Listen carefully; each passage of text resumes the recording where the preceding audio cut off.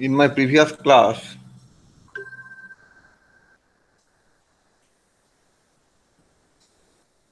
I discussed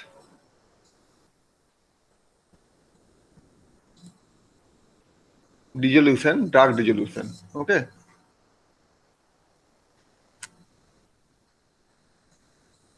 I discussed theory, Noyes-Whitney equation, mm, and Indian Pharmacopoeia, IP dissolution test apparatus. Now, how dissolution test is performed in your laboratory. Now, here the outline of the method. It is visible. My screen is visible. Yes, sir. Okay, thank you. First of all, you have to switch on your apparatus. Probably all of you have seen this apparatus in your laboratory.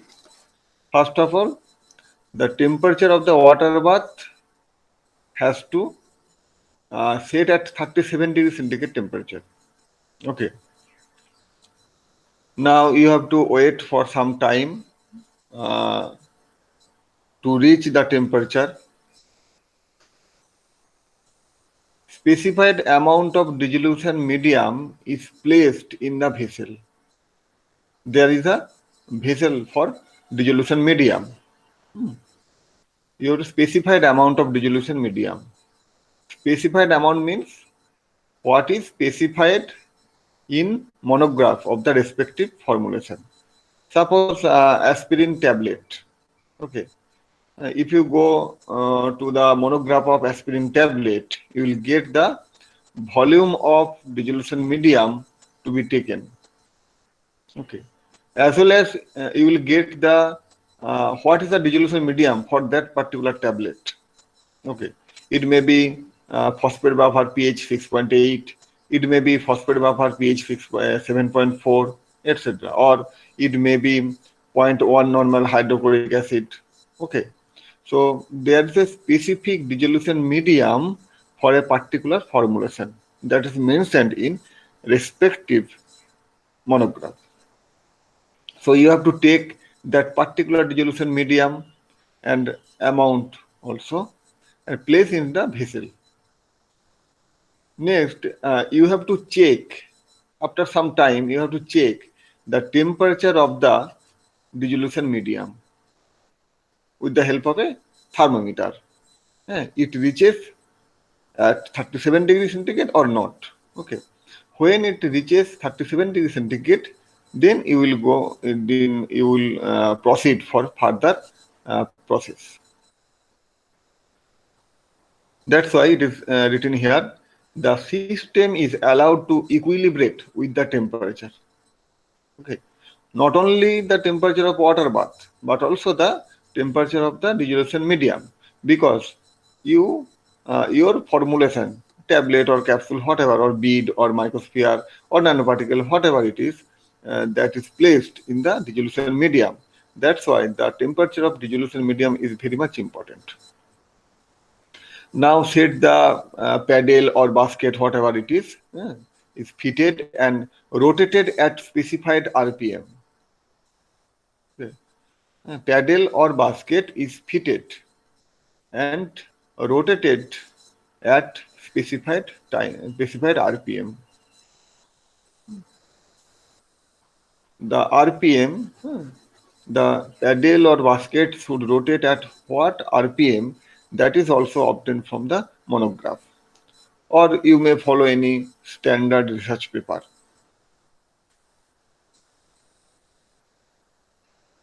And wait for some time for equilibration of the RPM. Okay. After that, you have to place your formulation in the dissolution medium. See here what is written. In paddle type, dosage form is added to the medium, and if it floats, then it is immersed with metal glass helix or any suitable device. If there a particular type is mentioned in the monograph, you have to follow that. Otherwise, you can follow paddle type, and if your device floats in the dissolution medium, so you must have to use a basket or any metal ring to immerse the device in the dissolution medium. Next is note the time when you are placing the formulation in the dissolution medium. Note that time, very much important. Okay. Now, sample is then taken from the dissolution medium at specified interval. Predetermined interval, you have to take the sample from the dissolution medium, and same volume is added after each withdrawal to maintain the volume of the dissolution medium. Now this sample is collected and analyzed by suitable analytical technique. It may be spectrophotometer, or it may be any volumetric assay, or it may be HPTLC, it may be HPLC, etc. Okay. You have to analyze the amount of drug present in the sample by suitable analytical technique to calculate dissolved amount of drug in the dissolution medium. Our ultimate goal is to estimate the amount of drug dissolved at a particular time in the dissolution medium. So for that, we take the sample and analyze the sample by a suitable technique or method. So from the analytical method, we get the concentration of the drug or amount of drug present in a sample. So for example, you have taken 5 ml sample. So from the analytical method or process, we get the amount or concentration of the drug present in the 5 ml sample. For example, you have taken 900 ml dissolution medium. So now you have to calculate the total amount of drug present in the dissolution medium as dissolved at that time. So you have to simply calculate 5 ml contains such, so 900 ml will contain such. In this way, you have to calculate. Suppose your answer is X milligram at a particular time, say at 1 hour. Okay. At 1 hour, you have taken 5 ml sample, and this sample is analyzed with spectrophotometer, and you will get the amount of drug present in the 5 ml sample. Okay, so now you have to calculate the 5 ml sample contains such amount, so 900 ml contains such amount. Say it is X milligram. Okay. Now the tablet, suppose the device is tablet. The tablet contains, for example, 500 milligram drug as per label. Okay. So here is a term D value as per Indian Pharmacopoeia. The definition of the D value is equal to dissolved amount divided by labeled amount into 100. Dissolved amount means how much get dissolved in at 1 hour. The answer is X milligram. So here you have to put X milligram divided by labeled amount. Labeled amount means the tablet contains 500 milligram as per label. So out of 500 milligram, you have to put here 500 milligram. Okay. So what is the phenomenon? Now out of 500 milligram, only X milligram gets dissolved at 1 hour. Now if you multiply with 100, you will get the percentage. How many percentage of drug present in the tablet get dissolved in the dissolution medium at 1 hour. This is the definition of D value. You may also denote this value as cumulative percentage release. Why cumulative? Because all the drug released during the 1 hour period remain in the dissolution medium. It is not displaced anywhere. That's why total amount of drug released during 1 hour period gets accumulated in the dissolution medium. That's why we may termed as cumulative. We need not to any calculation to get cumulative. Already automatically by default we get the cumulative amount. That's why it is termed as cumulative. Another is cumulative percent release. Percent means here we are calculating percentage by multiplying 100 with 100. Okay, that's why percentage and release. The dissolved amount means the tablet get released from the tablet. That's why release. So this D value you may termed as cumulative percent release. In this way, we have to calculate, we have to determine the cumulative percent drug release at a particular time. And during your practical experiment in practical classes, you will learn how to analyze the drug in the sample. Okay. There are so many methods. By constructing, usually we follow the method constructing standard curve or calibration curve of the respective drug in the dissolution medium. Now, these are the dissolution acceptance criteria.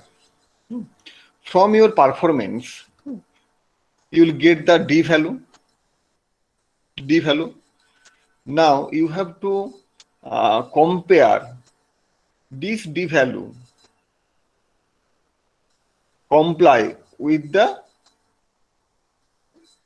official monograph, official compendium, official books such as Indian Pharmacopoeia or British Pharmacopoeia or United States Pharmacopoeia. Okay, you have to compare. So these are the criteria. First, there are 3 stages. First stage is S1. In this stage, you have to perform dissolution test for 6 units or 6 tablets. You have to select 6 tablets randomly from the total tablet population. Then you have to perform dissolution test of 6 tablets individually, and you will get individual 6 D value.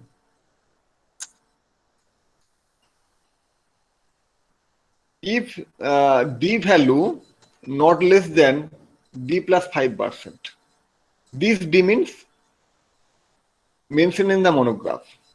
Okay, this is reference value. Suppose you are performing dissolution test for paracetamol tablet. So in paracetamol tablet monograph, there is a particular D value. There is a particular D value. It is mentioned. So you have to add 5 to this percentage, to this particular D value mentioned in the monograph. So you will get D plus 5%. Now you have 6 individual D value. Average, take the average and compare this average value with this value. If the individual or average D value is not less than individual D value, not average. Individual D value is not less than D plus 5%, then your test passes this stage, S1 stage. Your device comply with S1 level. So you need not to perform these other two stage, S2 and S3.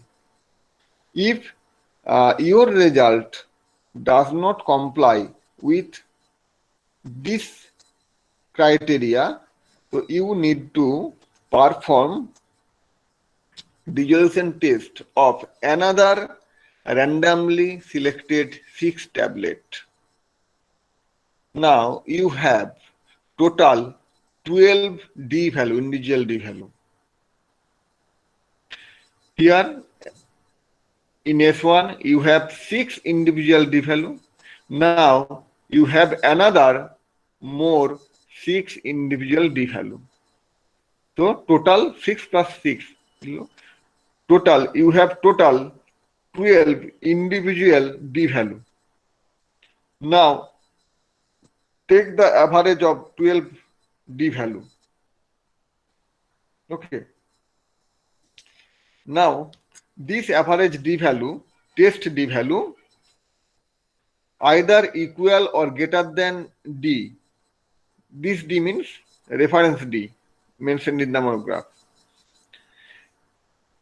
So your average D value should be either equal or greater than reference D value. And no D value, no individual D value is less than D minus 15%. This D is reference. So in the monograph, okay, that minus 15%, you will get the value. No individual D value among 12 D value is less than this value.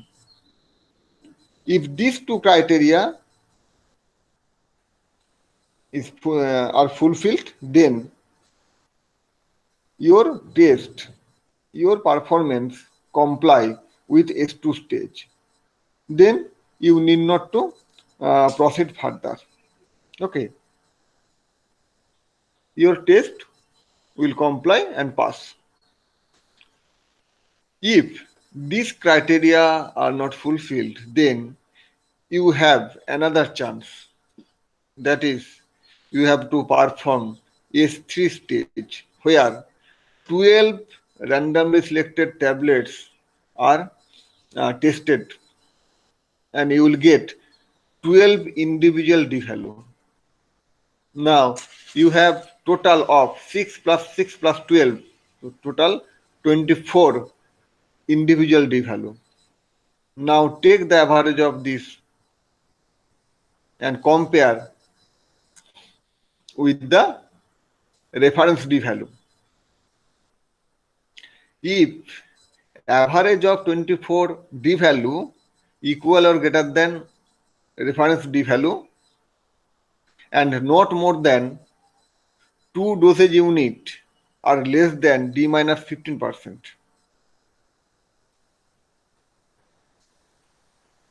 And no dosage unit is less than D minus 25%. You have the result, 24 individual D value and their average. Now you have to check this result comply with this criteria or not. If comply, then the test pass. The test comply with the official compendium.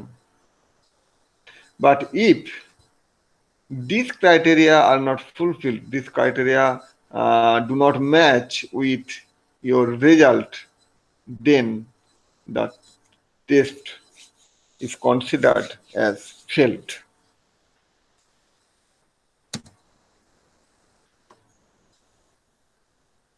Sir Okay? Sir বলছি S1 টেস্টের তো ওখানে individual মানে একটা মানে drug একটা ট্যাবলেটেরই তো মানে ভ্যালুটা দেখা হচ্ছে যে সেটা মানে D+5 এর যাতে নিচে না হয়, তো হ্যাঁ, তাহলে 6টা ট্যাবলেটের কেন মানে 6টা ট্যাবলেটের জন্য কেন টেস্ট করা হচ্ছে? 6টা ট্যাবলেটের জন্য করা হচ্ছে তার কারণ 6টা মানে হচ্ছে এটা বারবার চেক করে নেয়, রিপিট হচ্ছে, বুঝে গেছে? তাহলে 6টাকেই তাহলে আলাদা করে দেখা হবে? হ্যাঁ, সেটা তো বললাম। তুমি একসাথে 6টা ট্যাবলেটের ডিজলিউশন তো করতে পারো না। না করেছো কখনো? না না সেদিন তো বলছি যে you have to perform dissolution test of 6 tablet individually. Individually means আলাদা আলাদা। প্রথমে একটা করলে, আর একটা করলে, আর একটা করলে, আর একটা করলে, বা তুমি 6টাকে একসাথেও করতে পারো যদি তোমার কাছে 6 স্টেশন ডিজলিউশন অ্যাপারেটাস থাকে। তোমার কলেজে দেখেছো ডিজলিউশন টেস্ট অ্যাপারেটাস? হ্যাঁ স্যার, কিন্তু ওটাতে একটা ছিল, একটা সিঙ্গেল ছিল। একটাই, হ্যাঁ তো কোন কলেজ তোমার? ডক্টর বিসি রায় কলেজ। বিসি রায়, আচ্ছা। তো সেখানে একটা ছিল এরকম একসাথে 6টা 8টা 10টা ট্যাবলেট ডিজলিউশন করা যায় আলাদা আলাদা করে, মানে 6টা ডিজলিউশন ভেসেল থাকবে আর কি, বা 8টা থাকবে বা 10টা থাকবে, বুঝেছো? তুমি গুগলে সার্চ দিয়ে দেখে নেবে এরকম। ঠিক আছে। আমাদের ডিপার্টমেন্টে যখন আসবে দেখতে পাবে আমাদের আছে সম্ভবত 8 স্টেশন আছে, আমাদের 8 স্টেশন বা 10 স্টেশন আছে আমাদের ডিজলিউশন অ্যাপারেটাস। একসাথে তুমি 10টা ট্যাবলেট বা 8টা ট্যাবলেটের তুমি ডিজলিউশন করতে পারবে আলাদা আলাদা ভাবে, ঠিক আছে? একটা ভেসেলের মধ্যেই 6টা দিয়ে দিলাম এটা নয় কিন্তু, হ্যাঁ। মানে একটা ভেসেলের মধ্যে একটা দিলে দিয়ে তুমি অ্যাপারেটাস এই টেস্ট করলে, এরকম তোমাকে 6বার করতে হবে 6টা ট্যাবলেট নিয়ে।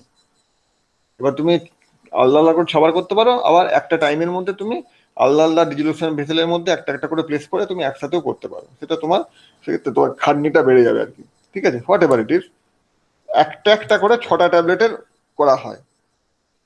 প্রত্যেকটা ট্যাবলেটের ক্ষেত্রেই তুমি ডি ভ্যালুটা পাবে। তুমি যখন 6টা ট্যাবলেটের ডিজলিউশন টেস্ট করবে তাহলে you have 6 individual D value. Okay, হ্যাঁ, সেই জন্য এখানে 1 2 D1 D2 D3 D6 D5 D6 এগুলো একটু বোর্ড হলে পরে সুবিধা হয়। তো আমরা দেখছি কিভাবে বোর্ডেও তোমাদেরকে দেখানো যায়, তার ব্যবস্থা করছি ক্যামেরা ট্যামেরা ফিট করে। একটু বোর্ড না হলে এগুলো ঠিক বোঝানো যায় না, হোয়াট এভার। স্যার অ্যাকচুয়ালি ভুলে গেছিলাম, আমাদের কলেজে মাল্টি মানে অনেকগুলো ছিল, আমরা মানে আলাদা আলাদা করে মানে এট এ টাইম দুটো করেছি আমরা, মানে দুটো গ্রুপ আলাদা ওটা আলাদা। তোমার যে করছে তার উপর পারফরমারের উপর ডিপেন্ড করে। হ্যাঁ, কেউ একসাথে দুটো করতে পারে, কেউ একসাথে 3টে করতে পারে, কেউ একসাথে 6টা করতে পারে।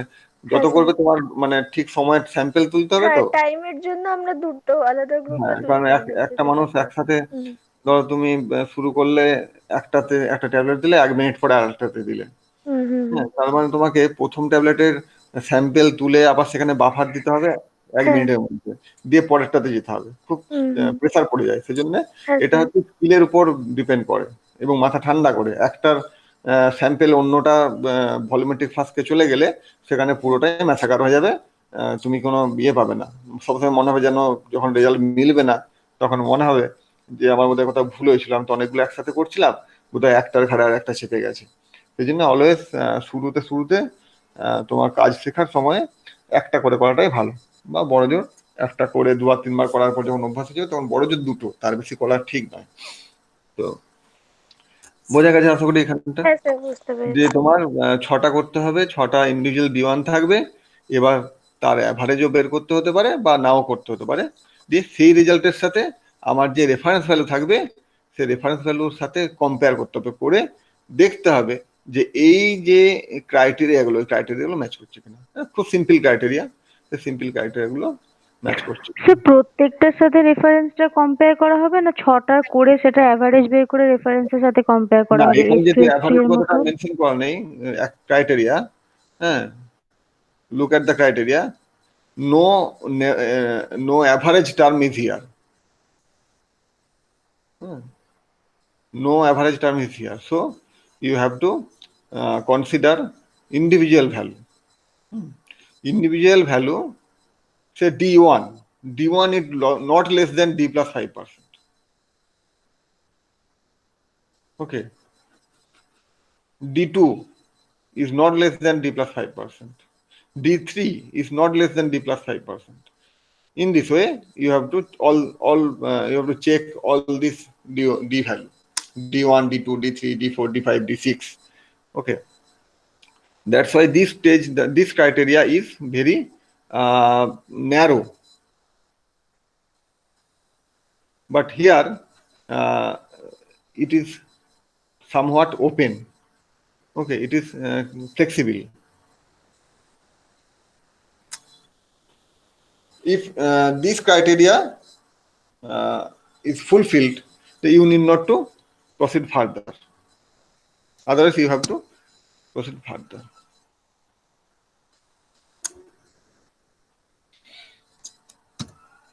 Now, factors affecting rate of dissolution. Factors affecting rate of dissolution. There are so many factors. So go to the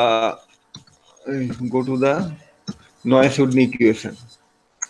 Always, when you are considering the factors that affect dissolution rate, always go to this formula, Noyes-Woodney equation. Okay. Now D is the diffusional coefficient. Okay, you know it is constant for a particular case, particular drug and dissolution medium combination. Okay. And here is the surface area. A is the surface area. So dissolution rate proportional to surface area. If the surface area increases, rate of dissolution increases always. If particle size of the drug decreases, then the surface area increases. So rate of dissolution increases. Okay. Now is the solubility, inherent solubility of the drug. If the inherent solubility of the drug, original solubility of the drug in water is higher, then the dilution rate will be higher. And another thing is the concentration gradient. Okay, this concentration gradient should be a particular significant concentration gradient should be maintained at the time of dissolution. When the concentration of the drug in the bulk becomes equal with the inherent solubility or inherent solubility, then there is no significant concentration gradient and diffusion or mass transfer stops. Another is H. H is the thickness of the stagnant layer or boundary layer. Obviously, here this is inversely proportional with the thickness of the boundary layer.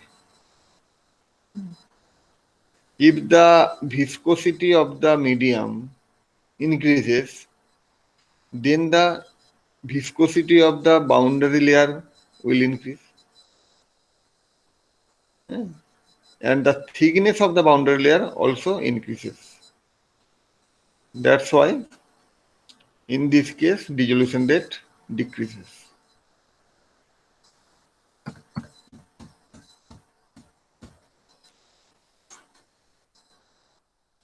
PK value of the drug.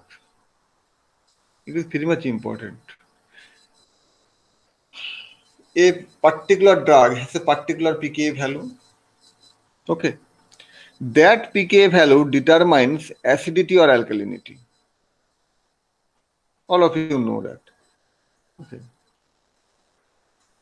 and the acidity or alkalinity determines the solubility of drug in a particular medium. Suppose, for example, aspirin. It is acetyl salicylic acid. So there is a carboxylic group COOH. Is it right? So aspirin is acidic in nature. In the stomach, there is acidic pH, acidic environment. So in the acidic medium, aspirin will not donate proton and not get ionized. And that's why the aqueous solubility of aspirin is less in acidic medium. Because the medium is acidic, rich of proton. The aspirin, it is also acid. So it will not donate proton. Why? Because if aspirin donates proton, there should be alkali which accept the proton. But there is no alkali. There is no proton acceptor. That's why aspirin will not donate proton. And if it does not donate proton, it will not get ionized. If it does not get ionized, it will be less water soluble, because we know ions are more water soluble. So what is the conclusion? Acidic substance are less water soluble in acidic pH. Similarly, basic pH or alkali drug or alkali substance are less soluble in alkaline medium. And vice versa, acidic drugs are more soluble in alkaline medium, and alkaline drugs are more soluble in acidic medium. These are postulates. Okay, সত্য সিদ্ধ ব্যাপার এটা। তো so you have to consider the acidity, pK value or acidity or alkalinity of the drug. If the drug is acidic, then in acidic pH the solubility will be less, and if the solubility less, then dissolution rate will be less. But these acidic drugs is more soluble in alkaline pH and more soluble, then the dissolution rate will be higher. Got my point?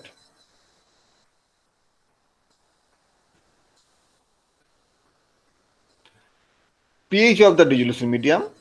Similarly, in case of acidic drug, rate of dissolution will proportional to pH. pH increases means solubility of the acidic drug also increases. As solubility increases, then rate will increase. That's why this will proportional to pH for acidic drugs. But in case of basic drug, it will be reversed.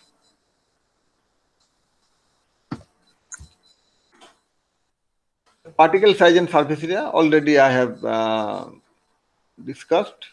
So particle size decreases, surface area increases. Surface area increases means, as per Noyes-Whitney equation, rate of dissolution will also increase. Now temperature. We know if temperature increases, solubility increases. And solubility increases means, as per Noyes-Wooden equation, rate of dissolution also increase. Diffusion coefficient from Noyes-Wooden equation, very simple relation, dc/dt proportional to d. Thickness of the boundary layer, already I have discussed. Okay. If the viscosity of the dissolution medium increases, thickness of the boundary layer will increase. That's why rate of dissolution decreases. So these are the factors. So in my next class, I will discuss the different release kinetic. Okay, suppose at 1 hour, 50% drug has been released. At 2 hour, 80% drug released. In this way, you will get different CPR value at different time points.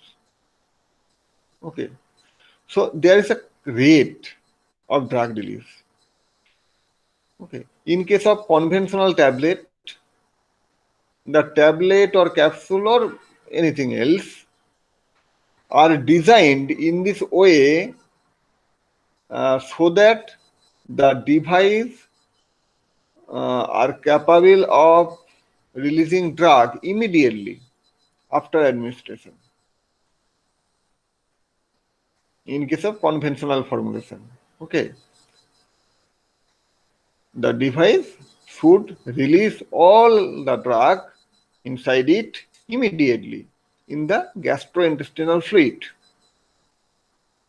But in case of sustained release or controlled release drug delivery system, the formulation are designed in this way so that the device will release the drug at a predetermined or controlled rate.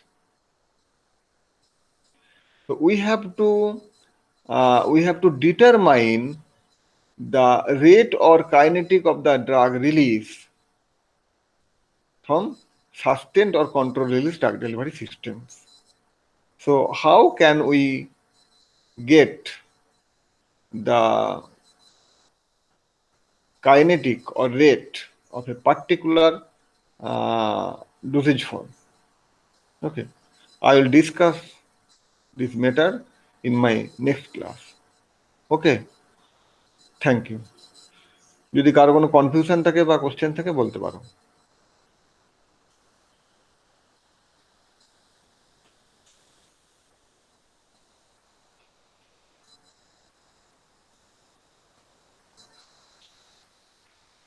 নেই, কারো কোনো question নেই? তো thank you.